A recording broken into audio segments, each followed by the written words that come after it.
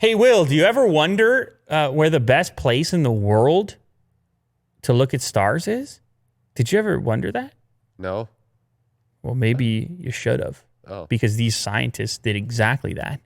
okay. There's a lot of light pollution and thick atmosphere in different parts of the world. It screws up the twinkle of the stars. Twinkle, twinkle, little star.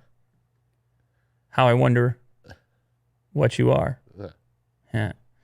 And it also, some of the stuff that an astronomer might want to investigate is very faint to begin with. And so every little bit of potential compromise is going to result in a different appearance of the sky.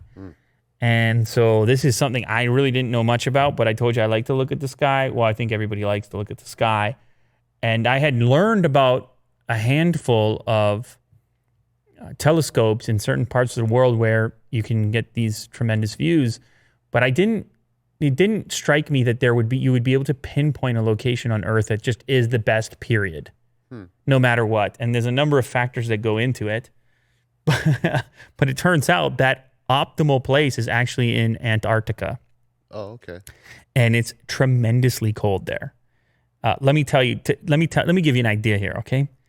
Minus 130 degrees Fahrenheit, minus 90 degrees Celsius. Well, that's not really a great spot to stargaze because you have to be alive, essentially. Right? Yeah, so this would not be a casual type of place that a guy like Willie Doo would visit unless you switch professions. This would be a place where scientists could do research and you would build a compound. Yeah. And you would have to get there and then you'd be there for a while.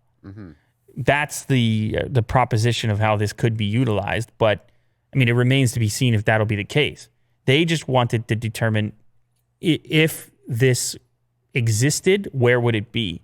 So they have a metric to denote the quality of the night sky. It's called arc seconds. And the lower the number, the lower the turbulence, and thus the better view of the stars, galaxies, nebula, etc. In Hawaii and Chile, the seeing number is 0.6 to 0.8 arc seconds. In this place over here, it's somewhere between 0.13 and 0.31. So I presume that's almost twice as good. Does that make any sense? I don't know. The other number is double. So they apparently, the boundary layer, the lowest part of the Earth's atmosphere, is exceptionally thin, which is the reason for this. Exceptionally thin lower layer of the Earth's atmosphere. So I bet you it looks like fireworks up there from that location. Right. Yeah. I'm guessing it looks incredible. You and I will never experience this, but for those that want to invest, I don't know, Bezos, can he spend some money on this? This could be cool. I'm just picturing the images they could make out of it. Could do some cool things. Investigate the sky. I don't know. Why not? The best place on Earth, Antarctica. Who would have thought?